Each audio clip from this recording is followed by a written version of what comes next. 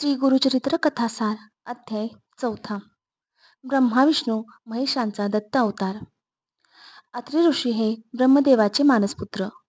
चित्रकूटाजवळ पैस्विनी नदीच्या काठी त्यांनी आश्रम बांधला होता. त्यांनी कठोर तपश्चर्या केली, त्यामुळे त्यांना ब्रह्मतेज प्राप्त झाले. लोककल्याणासाठी ते सतत प्रयत्न करीत असत, त्यामुळे सर्वांना ते प्रिय होते. कदम प्रजापतीने संतुष्ट होऊन आपली अनुसया नावाची मुलगी त्यांना दिली. अनुसया ही पतिव्रता होती. आपल्या पतीला परमेश्वर मानून ती पूजा करत होती.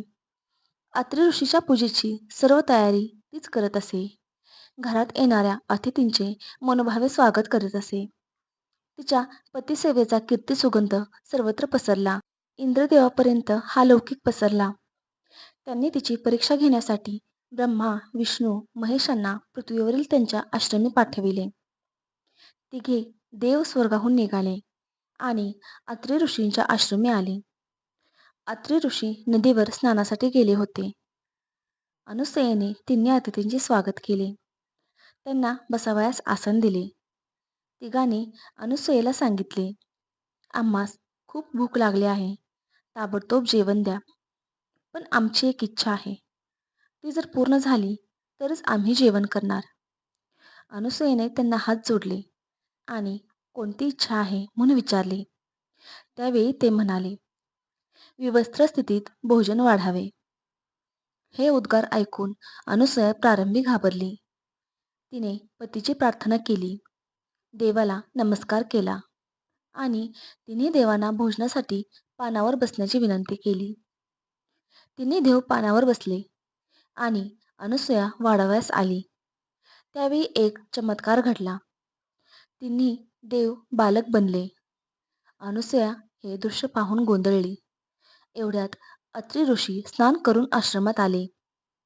त्यांनी हा चमत्कार जाणला. त्यांनी बालकांना नमस्कार केला. पत्नीलाही नमस्कार करण्यास सांगितले. देवाने सांगितले, इंद्राने आम्हाला अनुसयेच्या पतिव्रताची परीक्षा घेण्यासाठी पाठविले होते.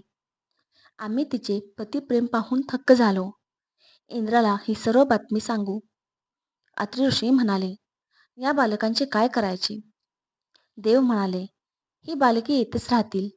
मोठीपणे एकरूप होऊन दत्तावतार सर्वांना दिसू शकेल. सर्व भाविक या त्रिमूर्तीची भक्ती करतील. एवढे बोलून देव निघून गेले. ब्रह्मा विष्णू महेश या त्रिमूर्ती म्हणजे दत्तात्रेय होय. भाविक लोक गुरुवारचा उपवास करून दत्ताची आराधना करतात.